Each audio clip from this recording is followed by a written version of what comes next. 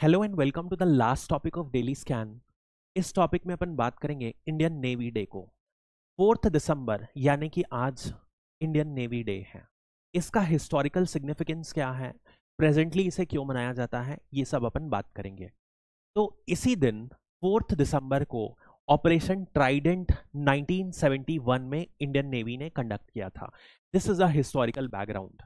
4 और 5 दिसंबर की ईव को इंडियन नेवी ने एक ऑपरेशन कंडक्ट किया था जिसमें इंडियन नेवी ने कराची पोर्ट को टारगेट किया था पाकिस्तान में।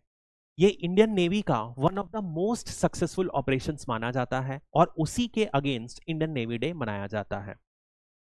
इंडिया ने फॉरवर्ड मूव नहीं लिया था बल्कि एक रिटेलिएटरी मूव लिया था जिसमें पाकिस्तान ने ऑपरेशन चंगेज खान लॉन्च किया था और इंडिया के जो वेस्टर्न एयरफील्ड्स हैं उनको टारगेट किया था। एज अ रिजल्ट इंडिया ने रिटेलिएटरी मूव लॉन्च करते हुए ऑपरेशन ट्राइडेंट को लॉन्च किया। इसमें इंडिया की 3 मेजर शिप्स को, इंडियन नेवल शिप्स को यूज किया गया था। देवर नीपत, वीर एंड नीरघाट। इतना सक्सेसफुल था कि Pakistan naval ships majorly Muhafiz and Khaibar पूरी तरीके से डिस्ट्रॉय हो गई थी। इंडिया के एक भी आर्म्ड पर्सन की किसी भी तरीके की फैटिलिटी नहीं हुई थी। वहीं पाकिस्तान को ह्यूमन रिसोर्सेस एंड उनके नेवल शिप्स में भी ह्यूज डिस्ट्रक्शन कॉज हुआ था। ये one of the most successful operations माना गया जाता है इंडियन नेवी के द्वारा। यदि इसका रेलेवेंस देखें तो टाइमिंग बहुत स्ट्रैटेजिक था और इंडिया ने सबसे पहली बार एंटी शिप मिसाइल यूज किया था।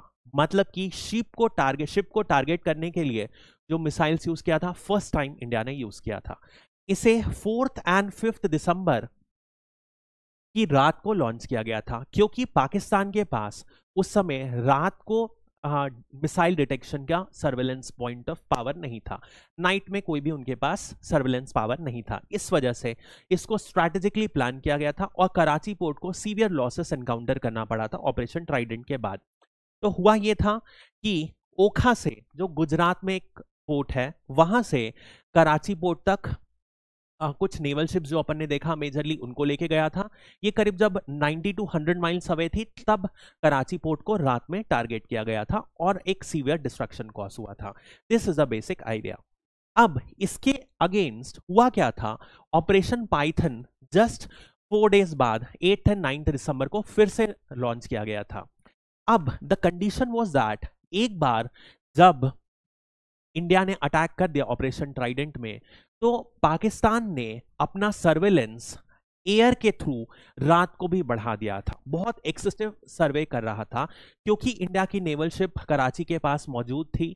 तो पाकिस्तान वाज एक्सपेक्टिंग कि इंडिया फिर से अटैक कर सकता है, इस वजह से सर्वेलेंस बढ़ा दिया था।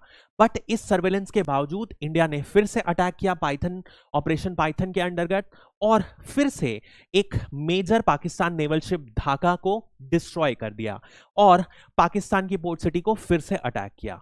मतलब कि even despite having prepared, Pakistan का सर्वेलेंस जो था उसे फिर से चीरता हुआ इंडियन नेवी ने अटैक किया था। This is what is the relevance of navy day. इस वजह से इसी इंसिडेंट को कमेमोरेट करते हुए आज भी नेवी हर साल एक थीम बेस्ड इवेंट्स ऑर्गेनाइज करती है और जितने भी लोग शहीद हुए हैं आर्म्ड पर्सन के नेवी में उनको सैल्यूट करती है।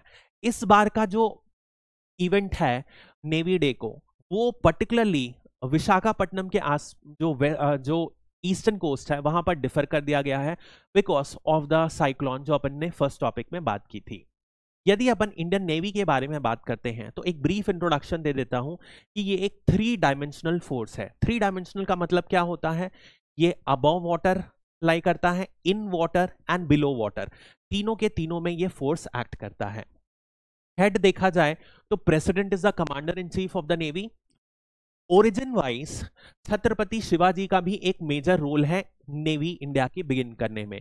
इस वजह से कई बुक्स में, इनफैक्ट mygov.in में एक डॉक्यूमेंट आज मैंने डाउनलोड किया, उसमें छत्रपति शिवाजी को फादर ऑफ इंडियन नेवी बोला जा रहा है। तो if you encounter anything in such exams, other UPSC में ऐसे क्वेश्चंस नहीं पूछे जाते बट अदरवाइज एनकाउंटर करेंगे तो छत्रपति शिवाजी का नाम भी ध्यान रखिएगा as father of Indian navy. Motto है साम ओ वरुणदा, मतलब कि वरुण भगवान जो पानी के भगवान है उनकी ब्लेसिंग अपॉन अस, ऐसा लगातार प्रे किया जाता है। लिबरेटिंग गोवा 1961 में जब पोर्चुगीज से इंडिया ने गोवा को अनेक्स किया, तब ये one of the first successful missions independent India का माना जाता है, जिसमें इंडियन नेवी ने एक बहुत सिग्निफिकेंट कंट्रीब्यूशन प्ले किया। उसके बाद जितने भी वॉर्स हैं, चाहे वो 1971 हो जिसके बारे में अभी अपन ने बात की, 1999 का कारगिल वॉर हो, सब में सिग्निफिकेंट कंट्रीब्यूशन नेवी का रहा है। यदि अपन इनके आर्सेनल्स की बात करें तो एक न्यूक्लियर सबमरीन INS अरिहंत है इनके पास, नेवी के पास। अदर नॉर्मल डीजल सबमरीन्स की बात करें तो चखरा, सिंधु घोष और शिशु कुमार है। यदि अपन एयरक्राफ्ट कैरियर की बात करें तो विक्रम आदित्य है, जो बेसिकली लीज आउट की गई है रशिया से, और इंडिया ने इंडिजिनसली INS विक्रांत भी कर दिया है, making it the second aircraft carrier of India. कुछ दिन पहले अपन ने देखा था इन एयरक्राफ्ट कैरियर में 50 से ज्यादा फाइटर क्राफ्ट की नेवी को शॉर्टेज है। This has been one issue which has been highlighted again and again. Finally अपन इनका एक एलाइड फोर्स जो बहुत फेमस है, मार्कोस, जो कि है मैराइन कमांडर्स, बहुत इंपॉर्टेंट रोल प्ले करते आए हैं। 26/11 के समय इनका रोल बहुत सिग्निफिकेंटली सामने आया था और तब से उन्हें और ज्यादा ट्रेन किया जा रहा है। 1987 में इस फोर्स की स्थापना की गई थी। और यदि आप देखोगे तो जैसे स्पेशलाइज्ड ऑर्गेनाइजेशंस बने हैं, जैसे कि ब्लैक कोबरा बना है नक्सलिज्म को फाइट करने के लिए, ऐसा ही एक तरीके से anti terrorism, counter warfare terrorism, anti terrorism and special operations को कंडक्ट करने के लिए मार्कोस की स्थापना की गई है। This is the basic idea of Indian navy, and I don't think so we need to go into depth unless you are preparing for some defense related exam.